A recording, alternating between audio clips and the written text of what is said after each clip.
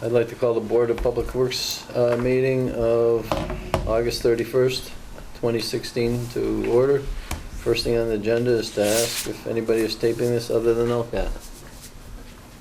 Bob Parent is for the purpose of recording minutes. Thank you. Next is to review and approve the minutes of the August 10th, 2016 meeting. I'd like to make a motion to accept the minutes of the August 10th. Okay, your second? Second. Yep. Any other discussion? All those in favor? Aye. Aye. Next is the superintendent's report. Thank you. I'd like to update the board on a couple of items that we've talked about before. We have an open skilled worker position. Mr. Esposito and Fenny and myself have interviewed 4 candidates to date, and we're fairly confident we have at least one of those 4 candidates that would be a good fit.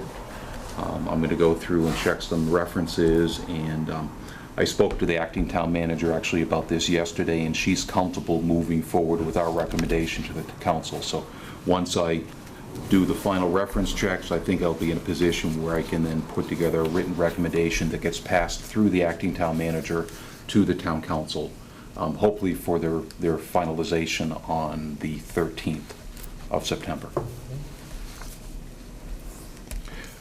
Another bit of news which Mr. Bjork will be happy to hear is that we will be receiving very shortly the mapping database, the GIS database of the streetlights from National Grid. Nice. They gave us word last week, and they provided us with, there's a release document that we had to sign, agreeing to keep the information, for town use only and not to distribute it publicly and things like that. And we've provided that document back to National Grid, and we're now in the process of talking to them. When our new staff person talks tomorrow, having him talk to their GIS person and work out the format of the information that they're going to be sharing with us. So we'll have that in our hands in the very near future. Because we know we have 4 streetlights out on Maple Street alone right now. Okay, good to know. One of the things, and that leads into my next item, Michael Warner will be starting tomorrow. He is coming to us from Mass GIS, where he'd worked for the past several years, to start in a new position that we created. It's an asset management position with the idea of not only maintaining the data sets that we have, but upgrading the data sets and really putting systems in place to allow us to better track and better manage what we own and what we maintain. And also provide, ideally, a better interface with the public long term. We're getting much more where it's more and more important to use technology to do our business better, smarter, and to use technology as a way of interfacing with our customers as well. So he'll be starting full-time tomorrow. One of the first things I'll have him getting going on is talking about the street lights. I believe we can create a application similar to what we use for collecting street sign information, and we did it with fire hydrant information, where we could make a mobile telephone-based application that the police department could have that would spot every single street light on a map on the town and allow them to touch a button basically to say this light is off. As a very simple, very easy way to, as they're driving down the street, knowing where the light should be on, and if they don't happen to see a light that's on, be able to note that and provide that information automatically back to us. So it's just one of the things I think we can start doing in the very near future. Awesome. Several other things I know I'm going to have Mr. Warner working on is really working on getting a better handle on the status of many of our paper streets. We have a lot of areas in town that are technically not town accepted streets. Some of that information is up to date in our GIS, some of it is not up to date, so I really want to get my hands on what currently are town streets and what aren't, and perhaps moving forward, if there are some streets that we maintain that residents live on, there may be a point where the town decides to do something with those streets. More money from us, Right, Chapter 90. right. You're right, there is a benefit to, if we maintain it already, if we treat it as if it is ours, there may be a benefit to accepting it as ours at some point in the future. It's a fairly laborious process because, again, there's lots and lots of streets and really tracking down the records and determining what portions of streets were accepted, what portions weren't, and then capturing all the data associated with that. Another item that he's going to be a big part of is, I've been looking at a couple of systems, and I want him to look further into a couple of systems where we take what we currently use for our work order system, which is it's been functional for many years, but it's relatively old technology where we use an access database to track all our work orders.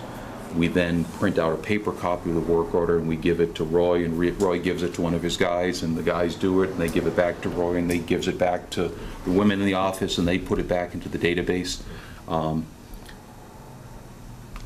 The current technology has moved towards doing everything on a mobile platform. Yeah. You know, where you send an email out and you assign that work right off the bat to the person that's going to do it, or if it has to be assessed by Roy, for instance, first, if it's a tree or something like that, you know, it goes to Roy, step number 1, Roy makes a decision, it goes to Bruce at step number 2, and then it circles its way right back into the system when it's done. And there are also a number of mobile applications that then would allow customers to report potholes electronically, and either put a dot on a map and allow them to track, you know, have we got the notice, and when did we repair the pothole, and things like that. So it's a lot of systems out there. Some of them are extremely expensive, some of them really aren't very expensive at all, but get the job done.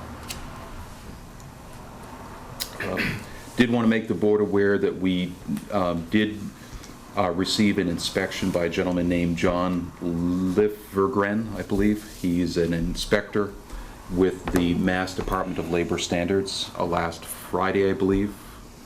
He was on site for over 3 hours, actually, at the service building. The primary reason he had reached out to us is following up on a workplace injury that we had actually back in May. We had one of our staff people have a relatively deep cut on one of his fingers. When he was maintaining a piece of equipment, he bumped his finger against the blade. It was the machinery wasn't moving, but he bumped it against the blade, cut fairly deeply into his finger. The State Department of Labor Standards, I guess, is starting to track those types of injuries on a more frequent basis, and that gave him a reason to say, let's come out and take a look at East Longmeadow. Let's take a look at your facilities.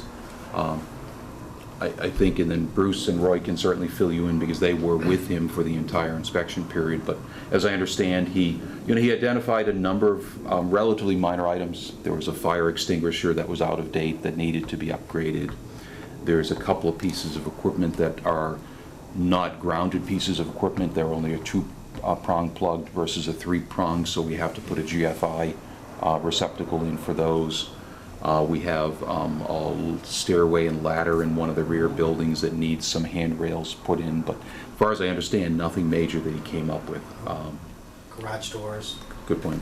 Yeah, we got some garage doors that You they need the just press the sensor? button Oh. and they go down or up without any kind of people watching it. So You need that we need sensor? to either have the button so when you activate the door, your finger has to stay on the button so somebody's there watching the travel of the door, so no one gets hurt or injured from that door. So I think the best bet is not to put the sensors on the bottom because of all the plows and everything else. I think they're just gonna get damaged. So we're looking, I had called their door out today. They actually did a couple doors. So you have to hold your finger on the button, and they're gonna get back to me on which ones are capable of doing that, which ones aren't, because a lot of our door openers are pretty old. So we gotta see what we can do with those. But we're working on it. We're waiting for a report too that he's Right. gonna give to Mr. Parent, and then we'll act upon those and come back for reinspection, I'm assuming. Yep.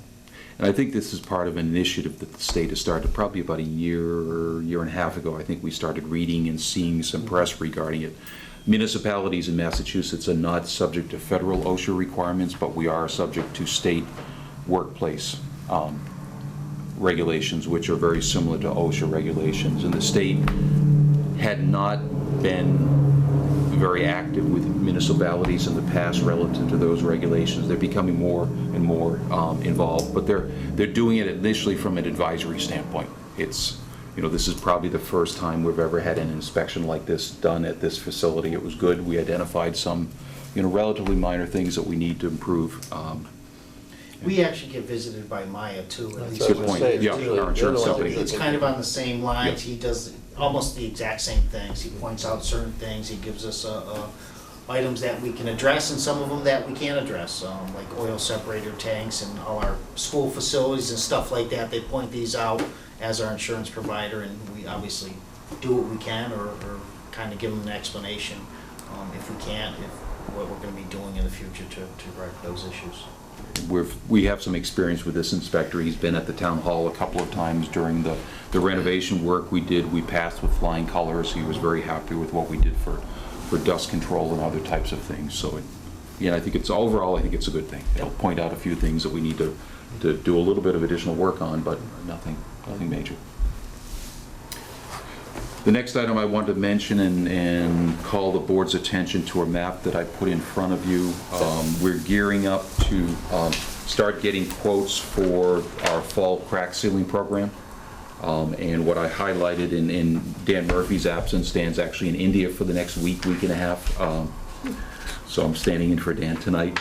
The red areas that you see on this map are the areas that we're proposing to focus on crack sealing. Basically, finishing the areas on the mains that we haven't crack sealed to date that are crack seal worthy. Some areas may be so far degraded that it's likely not worth investing in crack sealing. So you're generally looking at a road that's in relatively, good shape or moderate shape, where you can stretch the life of the road a bit more by sealing the cracks, keeping the water out of the roadway base, keeping the frost heaves down, things like that. So as you can see in these areas, Summers, peas. Peas, yeah, the back side of Peas now, or the west side of Peas, where we did some of that milling and filling work last year. Pleasant Street from the Rotary up to top of the hill up to Indian Springs. We have one small section of North Main that we ran short on in terms of materials last year, so we were finishing that section. And then on Parker from Porter up to the Springfield line, up to the Allen Street intersection. And again, on Allen Street, last time around, we ran short in terms of the amount of Allen Street we could do with the budget that we had, so this would be finishing up the top piece of Allen Street. So altogether this, and I didn't add, this gets us 15, plus another 4. We're approaching 4 miles of crack sealing here, and that's typically what we've been doing. We're getting up to about 20 miles that we've done in the past 2.5 years at this point. And I think at this point, once we get our mains in decent shape, then we're starting to move into the side streets that are, again, in moderate to good shape, that are going to last a lot longer if we can invest some time and money in sealing those roadways. We focused on the mains first because the effect of a crack on a main is much more detrimental, because you've got much more traffic, much more pounding, much more frost heaving, and the road will break up a lot faster. But again, now that we're putting those behind us, we can start focusing on some of the more highly traveled side streets that would also benefit. And this came from the engineering report that we had? It's a piece of it is, but it's really their focus more on the more significant roadway rehabilitation projects. So this is consistent if you take a look at the ratings, and I forget the number of categories, but generally green was good, red was bad, and the yellow and the orange colors were kind of the intermediate colors. These would fit in typically in the yellow to orange categories, because it's not the really bad roads, because crack sealing would be a waste of money on them. And it's not the roads that are in great shape, it's the intermediary roads that you're trying to keep them pretty much in their current condition as long as you can. So we'd be going forward in the next few weeks and getting quotes from 2 or 3 suppliers to do the crack sealing so we can get it taken care of this fall. I did want to note, we've talked about this before, that we are teaming up with the school department in terms of testing all fixtures in the schools, all of our schools that are used for potable purposes. So that's all drinking fountains, that's all kitchen sinks, that's all bubblers in the classrooms, things like that. The majority of the work is being done by the school department staff, the custodians, but we'll be involved in providing some oversight to them. And if and when, and I suspect that the answer is probably when, we may find some fixtures that show a elevated level of lead, because it's an old fixture, bronze fixture, lead solder or something like that, we will obviously be getting involved in having to upgrade or replace those fixtures. One of the important things that we're working in the school department right now is really making certain that we have a plan put together of what to do with this information and then how to respond to the information, because without that it can be concerning to the public and concerning to parents. If we can show to them that we have a plan, we're collecting information, we're finding out where are the problems, and here's the plan that we're going to move forward with if and when we find those problems. And I learned today, I went to another couple of hour seminar in Springfield that was talking about this program, but from a public water supplier standpoint, not from a school department standpoint. And ultimately there's 160 communities in the state that have signed up for this grant program, where the state is covering the cost of the laboratory testing and training in terms of having to do the sampling. It's 160 something communities in about 900 schools. So where you may have already seen some press related, Amherst I think did a little bit of sampling this summer. Yeah, they failed. They found some issues there. You will start to see that, I'm sure, in a number of communities. And most of the adjoining communities are signed up. I know Long Meadow signed up, West Springfield signed up. I'm trying to think, Springfield I believe is as well. So it is the thing to do. You know, we know that there likely are problems out there. We just don't know where those problems are yet. And this will tell us where to go.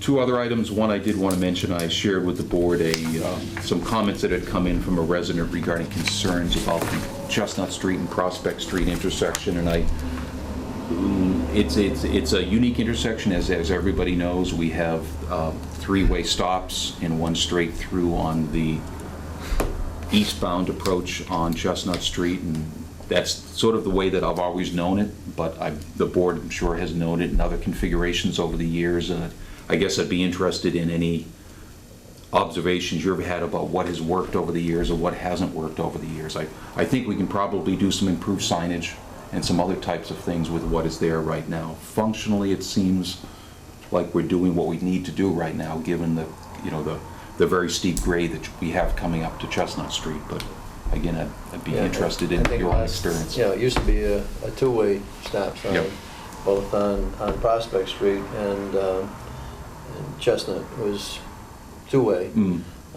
And at some point they decided that for safety purposes, if you stop that, is more concerned about that traffic coming up the hill, which you can't put a stop sign there because of the hill there, but cars were just all of a sudden showing up there. So if they knew the car on the other side was stopping going west on Chestnut, at least you don't have to worry about looking, and so they put that stop sign there. It's been like that, and I travel that intersection a lot. You live right in that area. I haven't seen any problem. I go to the post office every single day, and probably a couple other times, a few times a week.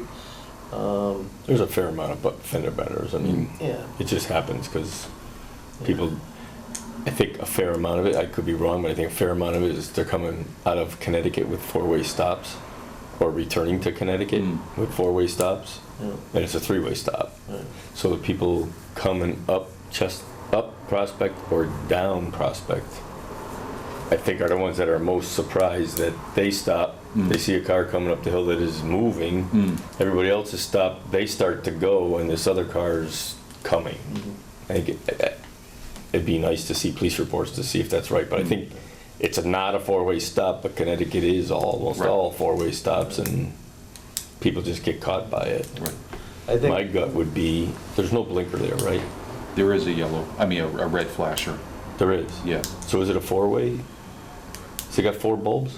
I may flash It's your only two neighborhood. ways. I know. I don't even know. I don't know. Yeah, no, there's definitely a flasher there, and it flashes at least red on the Prospect approaches. I don't know if it flashes red on the stopped Chestnut. And then, west side and then yellow Yeah. coming up. It probably does. I guess I'll look next time I go home.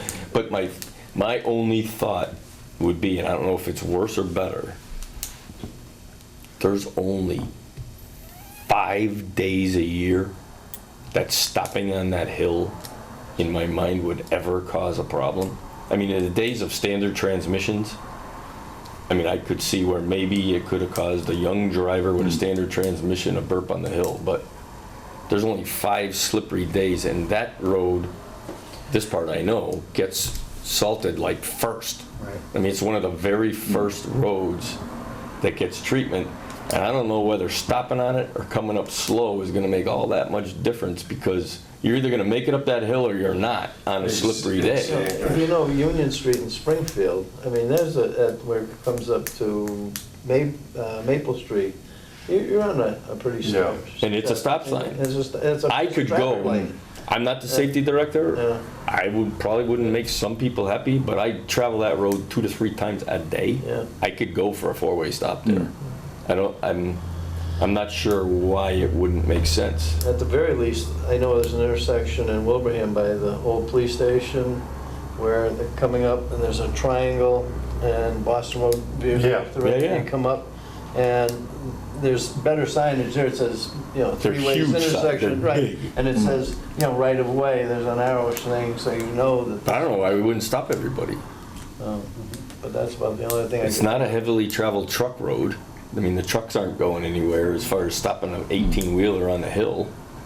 I mean, there might be a few dump truck loads and gravel loads here and there, but, I mean, if it's a traffic accident issue, I'm not sure why we don't at least ask safety police department to go assess it Well, with, that's what they're gonna do. Mass Highway They or were s- notified of this too, but. Right, it was- but I it would- wasn't Bob yeah. Hoppus from the notified. DPW, from a personal perspective and DPW perspective, 4-way stop wouldn't kill me.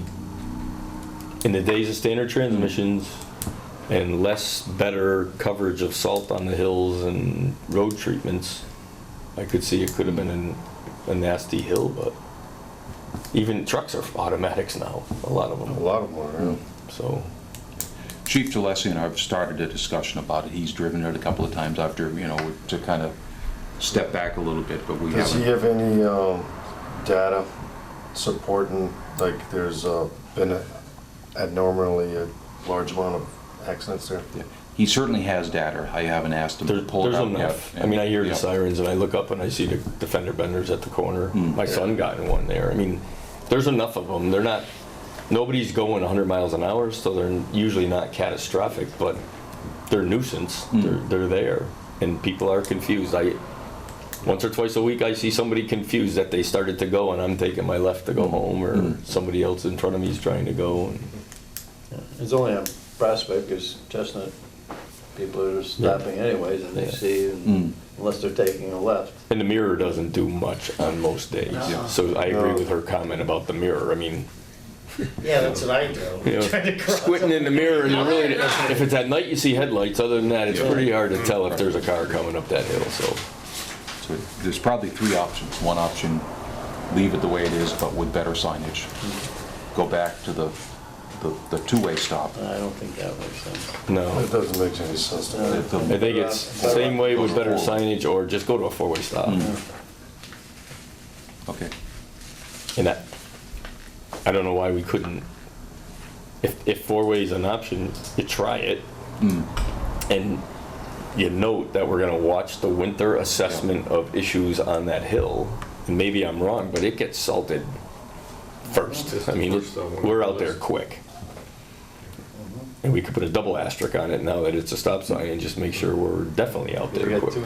two stuff, you got there, and then you got Shaker, so you're going down It's that no- hill. Right, it's right I mean, there. it's- They And that do bend right there. first. Yeah, So, I it's mean- no better to have a slippery go down the hill and try and stop at a red light than it is to go up a hill and stop and not get going. I think I'd prefer not being able to get going than to not be able to stop. Yep. Okay. Okay. So we'll keep working with the police department and probably circle back with you before before we do anything dramatic or drastic at that point. And, if we do something significant, then I think it'll be key to get the information out. Probably in the press and maybe even some advanced signage and things like that that warn drivers that, as of a certain date, we'd be making a change. Yeah, I mean, it's no different than when North Main Street and Shulman's Road ended up stop signs, Yeah. or Pease Road and Prospect Street. I mean, that was always just keep on cruising right down to Connecticut, and that stop sign went into four-way effect. And did it take a month or three for some people who drove it every day to not go, but now it's four-way, and You can't remember anything else. yeah. The last thing I wanted to mention is that myself and the planning director will be meeting in the next few days with the owner of the property at 16 Meadowbrook Road at the corner of Meadowbrook and Summers. Obviously, he's not real thrilled with my response to basically restore the property back to the way it had been, to see if we can work out something. My biggest concern was what he was originally proposing was basically using the town right-of-way as his driveway and his parking lot I don't know how and his they. farm stand location. You can't even do that. Can't do that. You just can't do it. Yeah. Yeah, there's no reason. Yeah, I'll just take part of Prospect Street and make it part of my yard too, and Danny can take part of Summers Road. And, I mean, we can't do that. Right, so we'll see where it goes, but he did stop in yesterday, I wasn't there, and talked to Robin, and we agreed that we'd sit down and have another meeting at some point. He's got 12 acres, right? He does have 12 acres, correct? Yeah, you can't do that. So that's it for me today. Okay. Thank you. Next is Mr. Penny. Okay, a few items for the board this evening. As far as the building report, we did receive our new lock and bar boiler last week for a Birchland Park school. So in the next few weeks, probably wait for a couple of days off, vacation, teacher's work day, whatever, to install that with our town plumber. We also completed our annual facilities inspection district-wide. Got all my final bills in and everything else, so we topped out at around $80,000 for our inspections this year. So it's about $5,000 cheaper, well, less expensive this year than it was last year. So that's kind of on a good note. We did receive our inspection also from the Massachusetts Department of Public Safety. They usually come in late September, but they came out early this year. They come out, inspect, and do x-rays and stuff on our pressure vessels as far as boilers and all our air compressors. We did have one failure in the district this year. This is one of our compressors for our pneumatic control system at the high school. I've already ordered the new compressor. It is on site now. We received it last Thursday, found some damage, so I called up the vendor today. They're shipping one out tomorrow again, so we can get that installed in the next week or so. But everything else passed with flying colors, so on a good note. Another item for the board this evening is, I'm sure you all heard of the Maple Shade School, kind of power issues we were having over there. On Monday, that breaker had tripped and could not get it reset. We ordered a new one Monday night, we received it 9 a.m. on Tuesday morning. We had that breaker installed by 12 o'clock. National Grid came out at around 3 o'clock, restored power, turned the new breaker on, and after probably about 20 minutes to a half hour, the breaker did trip again. So what we did is isolate some of the systems within the school so they could have school today. What we found as of today, I had a testing company come out, Standard Electric Testing, found that all our window air conditioning units over there, a lot of them are pretty old, is the cause of most of our problems over there. We have an unbalanced load. So the breaker is kind of a smart breaker. It's a GFI breaker. It has a little computer built into it, so it monitors all three phases plus the neutral and the grounds. So it was detecting an anomaly that was coming back onto the neutral, and this was caused by those air conditioning units. So we did some testing today. Our electrician on Friday will be balancing some of those kind of equations back to where they need to be, so we have a balanced load. So we're taking, some of the major load is on phase A. So we're taking a lot of those air conditioning circuits and putting on phase C. So that's gonna actually balance the load out across the board and keep our breaker happy, so it won't trip again. I'm also having Standard Electric Standard Electric Testing come out on Friday too, to actually do a little more extensive research within the building while there's no school in place, and check for grounding issues and any other anomalies that may occur within the building. So we're on top of it, we're understanding it, and making the necessary arrangements, so so the problem won't happen again. Okay. Any questions? Good. Explained it very well. It took me a couple days to learn it myself. But anyways, Pine Knoll Pool, that facility will be closing. As far as the pool area, will be closing after this weekend, so we'll start our winterization process next week. Another successful season. I'm sure all the kids and everybody up there had a great time, but season is over. Seems quick, doesn't it? Yeah, it did go quick this summer.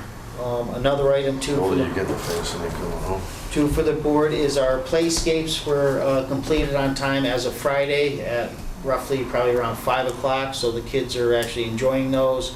I had some good feedback from parents, teachers, and the like. As of today, I had a few emails too, so they're enjoying the new playscapes. Both schools? Both schools complete.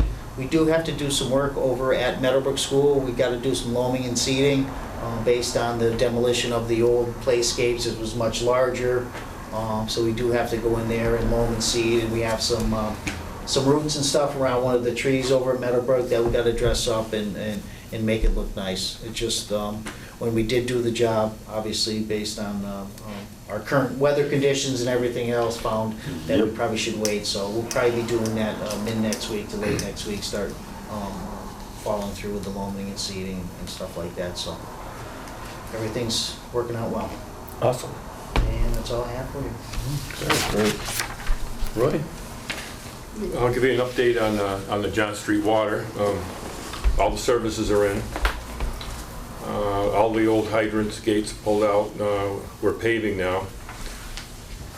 By Friday, we'll have the base coat in the main run where the main is, and then we're going to start on the side on the lateral trenches. And we're also starting on the finish coat. So that should be done by the end of by the end of next week. That should be all paved, and then we're going to start aluminum seeding. Trying to wait on the seeding until we start getting some moisture. Some cooler weather. Yeah. As far as markouts, gas company is continuing to put mains in. We're keeping up with them in our normal appointments. The same with our reading of all our meter districts. That's going well. We're keeping up, with service with new service. Not that many this year of water and sewer service like we usually get, but we're keeping up with that. Hydrant painting, the summer help have left. We got most of the mains, the signposts and hydrants are done. There's still some left, but most of it's done. We also did any side streets that were recently paved. Of course, we did the parade route. Then as far as catch basins, we have quite a list of catch basins, so we're caught up till just maybe a handful is left. So we're doing, some of them we had to go all the way to the base and rebuild them, so. Yeah, I saw one out by, on Benton Drive, out by McGill. Yeah, that's on the list. Yeah. There's 5 left right now, and that's one of them. As soon as we get done, I have 2 crews getting the pavement done. One crew's digging out, another crew's paving. As soon as we get caught up, we're going to jump right on that one and get the rest of them repaired. Daryl's doing a great job on the upgrade, the landfill. That's going smooth. Again, we're going to wait for some moisture, hopefully, to get that seeded. As far as the trees, we're doing any encroachment on the sidewalks or blind corners. We're addressing those. We have a lot of tree work to do, but nothing really emergencies, So as soon as we get some rain, we're going to jump right on that and get that taken care of. Crosswalks and are all done, and most of the stop lines. We have a couple left, and we can maybe hit during the day, but most of that's done. On the future, of course, we're going to be doing the lumen seeding. cross ditches. We have, some manhole, repairs we're gonna be doing, and cleaning of the basins, a street sweeping. We have the hazardous waste, a collection on the 17th. So we're gonna be. September? Yeah, September 17th. So we're gonna be collecting, hazardous waste from, our fire department and so forth, and bring that in. Let's go over in Minnetonka. That'll be Saturday. We traditionally residents go directly to Minnetonka, but any department waste where the party that collects it brings it to a central location and then delivers it to Minnetonka on Saturday. So this is at Minichog. Right, yeah, it's at Minnetonka on the 17th, which is a Saturday. Do you have to sign up for that? Yes, I believe you do. appointments only. But we're gonna collect what they have at the fire station and other departments and ours, and, bring it over in like a one-ton. And same thing, everything, even with department waste, is all signed up in advance. It's all scheduled in advance, so there's no surprises that we don't show up at the school department and find out that, there are things there that can't be accepted or can't be handled. It's all figured out in advance. And the last thing I have is we're going to be doing our annual hydrant flushing the end of September, possibly the beginning of October, where we'll get the dates, like tomorrow or Friday to get that in the paper and so forth. And that usually takes like a week and a half. And that's all I have. Awesome. All right. Next meeting? Anything else? Talk about? The other thing would be pizza party or burger flipping or anything with the guys. I haven't met all the guys in a while. Haven't seen all the guys in a while. We talked about it last year, we didn't pull it off. Our fault, so. What are your thoughts, Roy? Yeah, that would be. I know we had the one over at Pine Knoll that one year. That was great. I'd be. Doesn't need to be fancy. It's just, I bump into the guys, I say hi to them, Right. and I'm pretty sure I know who they are, but it's been so long and some new faces. We have a lot of new and- faces, yeah. Yeah. And if they have anything they want to just say to us, I mean, I've heard only but good things. Most of the guys seem pretty happy. Yeah, Lots of things are going good. I'd be interested in that.